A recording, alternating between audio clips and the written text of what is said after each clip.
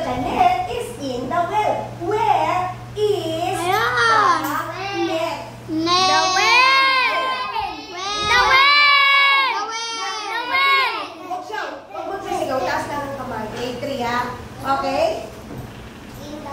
Very good. Natandaan niya kahapon. Where is the net? In the well. Ano bang ibig sabihin ng in? Nasa loob. Ano yung well? O tama ang in. Ibig sabihin ng in ay nasa loob. Loob. Eh ano ang well? Ano ibig sabihin ng well? Balon. Ay salamat sa naintindihan. Okay. Where is the net is in the well. Where is the net? The net is In the well. What is in the well? Tanong naman ni teacher, what? Ano ibig sabihin ng what? What? What? Ano ang pangalan mo? What is your name? Ano ibig sabihin ng what? What? What is ignorant?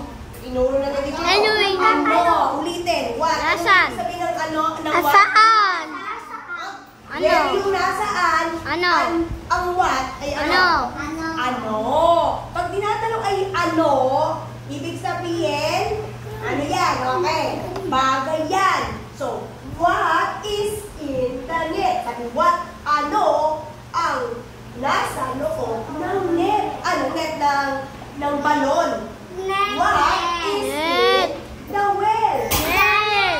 What is the answer? Just raise your hand if you want to answer. Ardama, yes? What is your answer? Huh? Net. What is your answer? Mom. The net is in the well. What is your answer?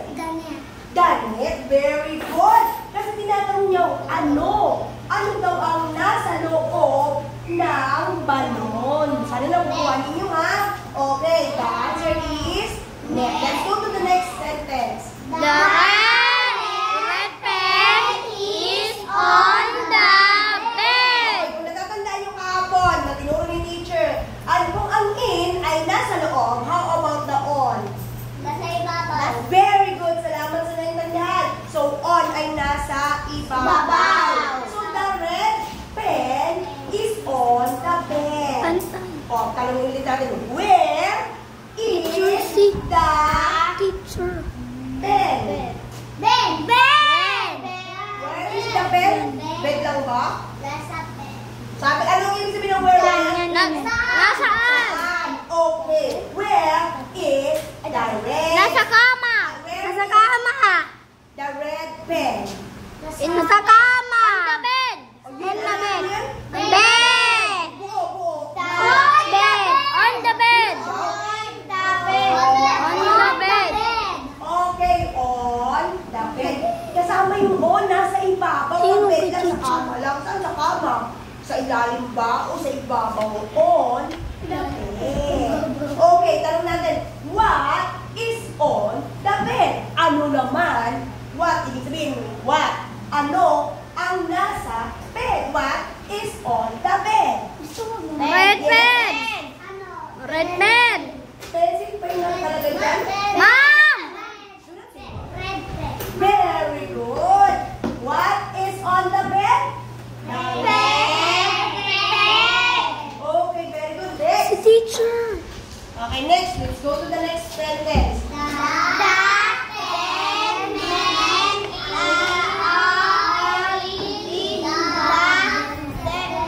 Then, eto, tanda nun. Anong awit yung then? Tinuro ni teacher na to. What is then? Ano nga ibig sabihin ng then sa tanong? Kwarto. Kwarto. Silitaran. The 10 men are in the then. Say good morning. Morning, teacher. Mom. Hello. Okay na tayo ha. Okay, sige. The 10 men are in the den. O, gamitin na naman natin yung question ng where are the men? Where are the 10 men? Nasa Mom. O, ano yun? Kwarto. O, nasa nyo? Kompleto. Where are In the den. In the den. In the den.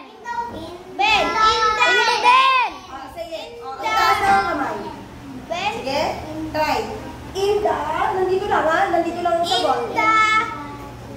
Teacher. Ano ito? Nagbasa dito. Nagbabalik na dito. Den. Okay. What? Ang tanong ulit ni teacher. Where are the 10 men? The answer is? Gamitin naman natin ang what. What are in the den? Ano daw ang nandoon sa den? Sige, hindi. Natawag na kita yung iba. 10 ano? 10 ano? Ma'am. 10 men. Ay, magsisigaw. 10 men. 10 men. What are in the den? The 10 men. Okay, ang 10 mga, ano tong men? Mga lalaki. Okay, next. Last na. Basa. The net is wet. Anong ibig sabihin ng wet? Basa. Basa. Very good. So, the net is wet. What? Dito tayo gamitin natin wala kasing wet. What is wet? What is wet? Ano daw ang basa? What is wet? What is wet? Teacher. Huh? Net. Net. Net is wet. What is wet? Ano daw ang basa? Net. Ano? The net. Danet. Sabi mo, danet. The net. Danet. Danet. Okay, next. Let's go. Hindi natin magagamit yung where sa kanya kasi wala namang sinabing lugar. Okay, next. Number 5.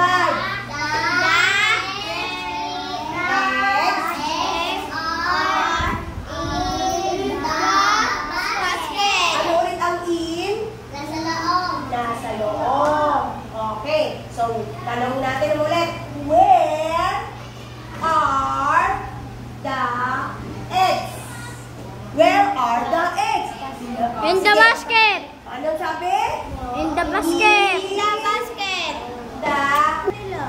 Sino ito? What are in the basket? Ano daw yung nasa basket? Eggs. The eggs. Eggs. Palakpakan ng mga salita.